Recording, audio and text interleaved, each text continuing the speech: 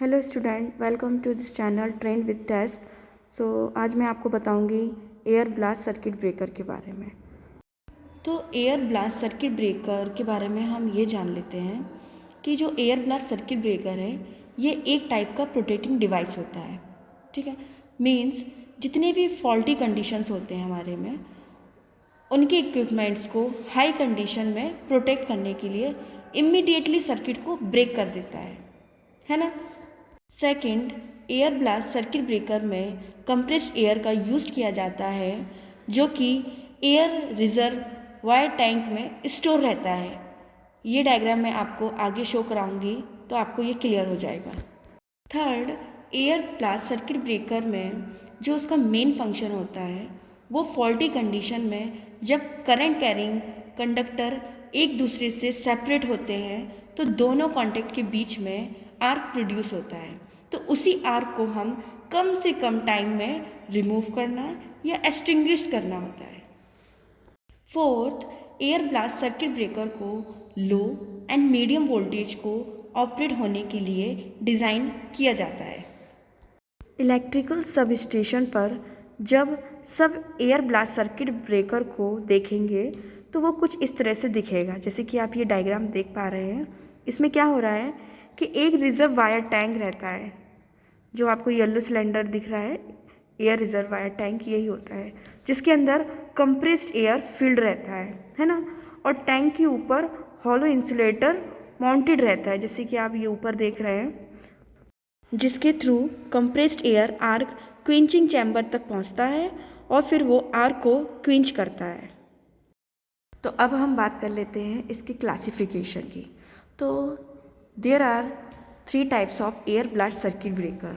First, axial blast type, second cross blast type and third radial blast type. तो अब हम एक एक करके इनके टाइप्स को समझेंगे, है ना। First is axial blast circuit breaker.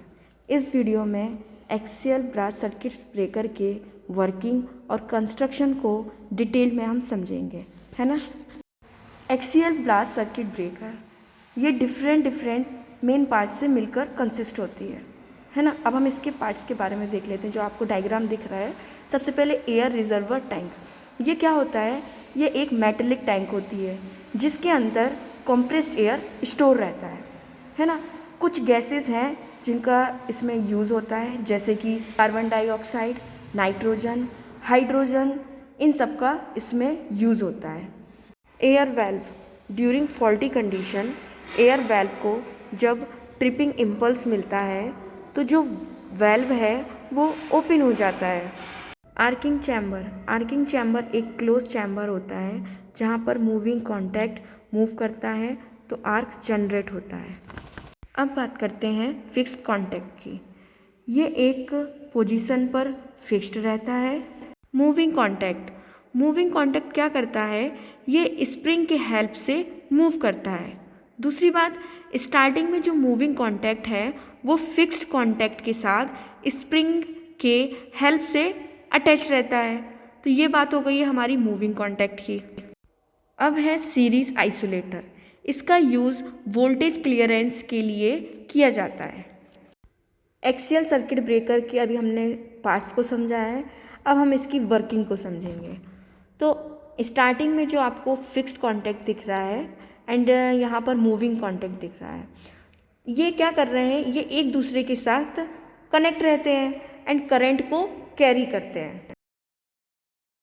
It means जब ट्रांसमिशन सिस्टम में किसी टाइप का फॉल्ट अकर होता है तो जो हमारी एयर वेल्व है, तो एयर वेल्व को ट्रिपिंग इम्पल्स मिलता है और जो हमारा वेल्व है वो क्या हो जाता है? ओपन हो जाता है।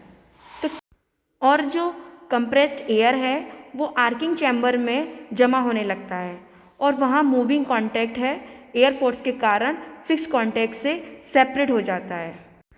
जैसे ही मूविंग कॉन्टैक्ट मूव करता है तो दोनों कॉन्टैक्ट के बीच का जो एयर रहता है वो हाई टेम्परेचर के कारण आयोनाइज हो जाता है।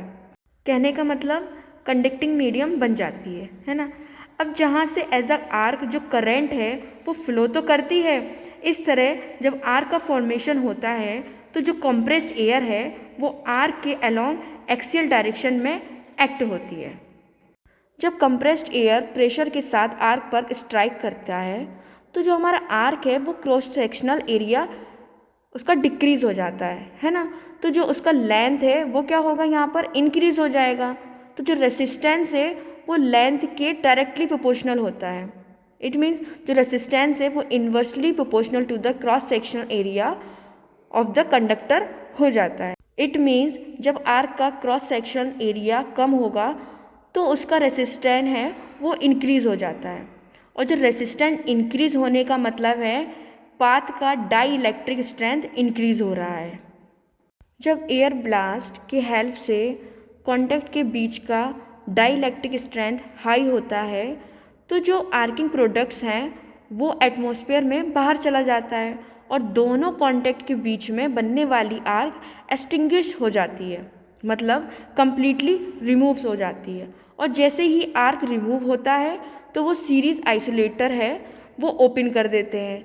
ऐसे करने से वोल्टेज क्लियरेंस मिल जाता है क्योंकि फिक्स्ड एंड मूविंग कॉन्टैक्ट के बीच का जो गैप रहता है वो बहुत ही स्मॉल होता है। तो वहाँ पर फिर से दोनों कॉन्टैक्ट के बीच में आर्क प्रोड्यूस होने का चांस रहता है और इसका जो वर्किंग प्रोसेस है वो ही क्विकली परफॉर्मेंस करता है। सेकेंड टाइप है cross blast air circuit breaker, है ना। इसके हम कंस्ट्रक्शन के बारे में समझ लेते हैं। अच्छा, जो हमारा cross blast air circuit breaker है ये almost same axial circuit breaker जैसा होता है ना। अच्छा, लेकिन इसमें एयर का जो ब्लास्ट है वो आर्क को क्रॉस करते हुए बाहर की ओर जाता है। एयर के ब्लास्ट के कारण आर्क का जो लेंथ है ना, वो इंक्रीज़ हो जाता है और यहाँ पर जो आर्क है वो स्प्लिटर की तरह लगा हुआ होता है जिसका मेन फंक्शन होता है आर्क के लेंथ को इंक्रीज़ करना। और अभी हम लोग ने देखा जो रेसिस्टेंस है वो लेंथ के डायरेक्टली प्रोपोर्शनल होता है। तो जो आर्क का हाई रेसिस्टेंस होगा तो दोनों कॉन्टैक्ट के बीच का जो रेसिस्टेंस है ऑब्वियसली वो इंक्रीज़ ही होगा, है ना। मतलब कहने का ये है कि जो हमारा डाइलेक्ट्रिक स्ट्रेंथ है वो हाई होगा due to cross air blast contact के बीच का। तो जो डाइलेक्ट्रिक स्ट्रेंथ है वो भी हाई हो जाएगा और दोनों कॉन्टैक्ट के बीच में बनने वाला आर्क कंप्लीटली रिमूव हो जाता है। अब हम थर्ड टाइप की बात कर लेते हैं, radial blast air circuit breaker. इसका जो वर्किंग प्रिंसिपल होता है वो भी same axial blast circuit breaker की तरह ही होता है। यहाँ पर मेन डिफरेंस क्या है कि इसमें जो radial blast air circuit breaker है ना, इसमें 2 एयर ब्लास्ट अरेंजमेंट लगे होते हैं। इसमें merits air blast circuit breaker देख लेते हैं। First, fast operation, less maintenance requirements, don't risk of fire hazard, small size due to small contact gap. Hope so आप सबको ये टॉपिक समझ में आया हो। तो प्लीज़ चैनल को लाइक करें, शेयर करें एंड सब्सक्राइब करना ना भूलें। Thank you.